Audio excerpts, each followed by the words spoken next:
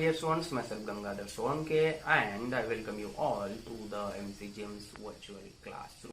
Hello my dear students, today we are going to start with the second part of the topic post-World War political developments, which is from the political science. And in the first part of this topic, we discussed about the concept of interdependence, international relations through foreign policy, First World War, countries involved in the First World War, then also we discussed about the Second World War and the countries involved in the Second World War.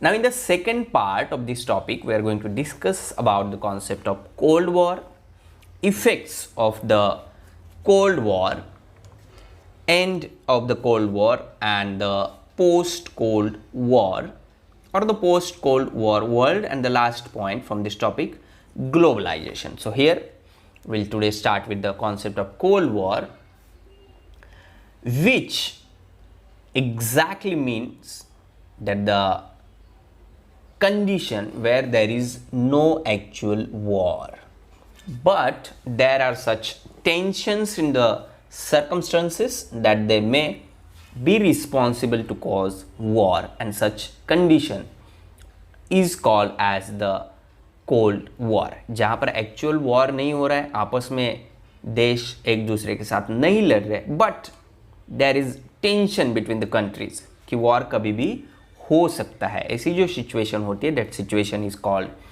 Cold war. And if we go through our textbook, then it is given in our textbook that the America and the Soviet Union, who were allies in the Second World War, became competitors as soon as the war got over. So if we talk about the Second World War, America and Soviet Union were friends, वो एक दूसरे के साथ थे, but after the Second World War, they became competitors, and because of that, the cooperation between them gave way to rivalry, and this rivalry occupied a period of 40 to 45 years of international politics, and there was no open war. Open war नहीं था, but these two countries in such a tension that their relations, that it seemed that a war would erupt any time. So the concept of Cold War is used to describe the condition where there is no actual war. Actual war तो नहीं हो रहा है, but there are such tensions in the circumstances that they may be responsible to cause war. So in this period, America was already a superpower, but if we talk about the Soviet Union, which also tried to become a superpower by making nuclear weapons and by increasing its military might.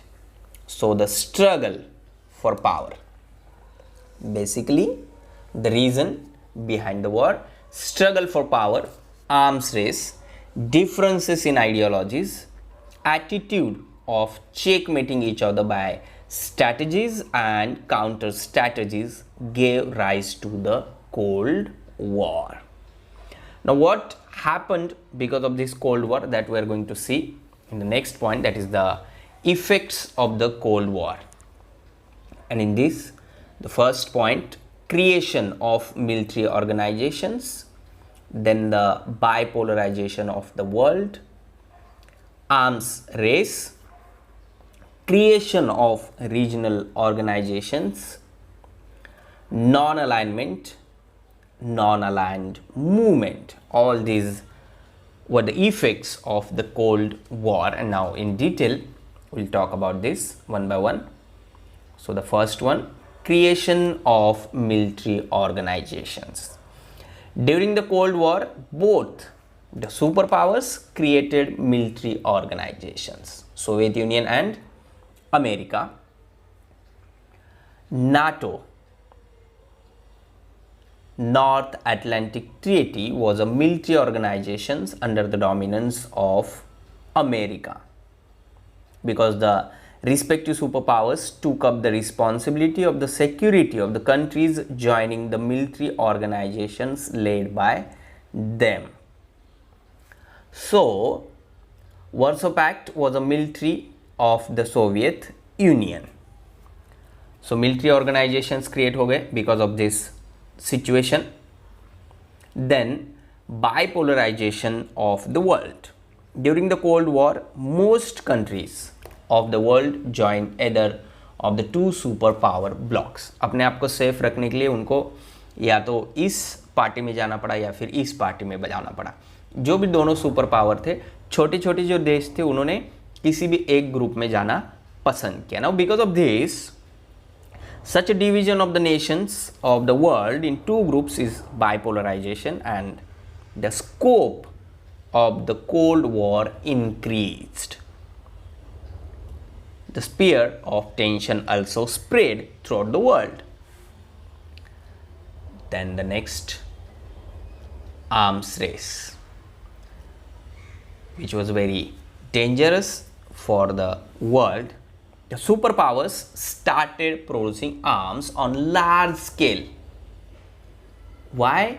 क्योंकि उन्हें डर था कि कभी भी अगर war होता है तो अगर उससे बचना है तो ज़्यादा से ज़्यादा आर्म्स प्रोड्यूस करने पड़ेंगे. And that's why they started doing it. They started rivalry to make more and more destructive weapons and to acquire the technology required for the same. But soon, both the superpowers realized that the arms race may endanger international peace, and that's why efforts towards arms control and disarmament also happened during this period. Then the creation of regional organizations. This was also the reason developing nations created regional organizations at the regional level in order to ensure mutual cooperation in the context of the superpower rivalry. अगर ये दो super power से बचना है तो एक regional organisations बनना start हुआ, क्योंकि कभी अगर समय आया तो उनसे हमें बचना पड़ेगा, या फिर एक म्यूचुअल कोऑपरेशन अंडरस्टैंडिंग होनी चाहिए, which was the part of foreign policy. Then in that they felt that economic development was more important, and that's why European countries came together and formed the European Economic Community. And while the South East Asian countries, that is Singapore, Thailand, Malaysia, Indonesia, Philippines, established the Association of Southeast Asian Nations, that is ASEAN. So it was started there, formation or creation of regional organizations. And the next step of that, non-alignment. In the period of the Cold War, while the world was becoming bipolar, there were some countries which did not want to join the superpower. Now try to understand this in detail. दो super power थी, बाकी देशों को लगा कि अगर हमें safe रहना है तो किसी न किसी एक देश के साथ, एक सुपर पावर के साथ जुड़ना अच्छा है. ये एक बात हो गई. देन द सेकंड थिंग, कुछ कंट्रीज ऐसे थे जिनको लगा कि इससे अच्छा है कि हम हमारा इकोनॉमिक डेवलपमेंट करें. फिर उन्होंने रीजनल ऑर्गेनाइजेशंस बनाए. और एक तीसरी कंट्रीज थे जिन्हें ऐसा लगा कि हमें इन दोनों के साथ भी नहीं जाना चाहिए, हमें अपने देश की डेवलपमेंट के बारे में सोचना चाहिए. And that is what there were some countries which did not want to join the super power, and the policy is known as non-alignment. In non-alignment was an important movement during the Cold War. So if we talk in detail about the non-alignment movement, then in that the Asian and the African countries which became independent after the Second World War supported the idea of non-alignment. This movement started from 1961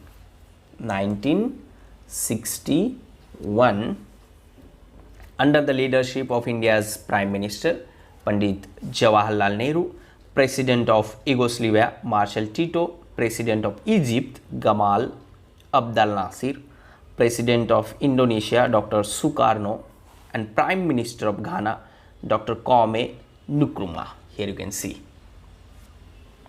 And the 5 principles of non-alignment: mutual respect for each other's territorial integrity and sovereignty, mutual non-aggression, mutual non-interference in domestic affairs, equality and mutual benefit, and peaceful coexistence. So the basic idea of non-aligned movement was together we can grow. The non-aligned movement has opposed colonialism, imperialism and racism. It has encouraged the resolution of international disputes by peaceful means, in which सबका भला था जिसमें. India led this movement under the guidance of Pandit Jawaharlal Nehru, and India continued to actively support the movement afterwards as well. Even after the end of the Cold War, the importance of the movement has not reduced. The non-aligned movement is based on eternal principles of humanism, global peace and equality. It has inspired the less developed countries to come together. And if we summarize this, then the significance of the non-aligned movement has not reduced even if the Cold War is over. It inspired the less developed countries to come together.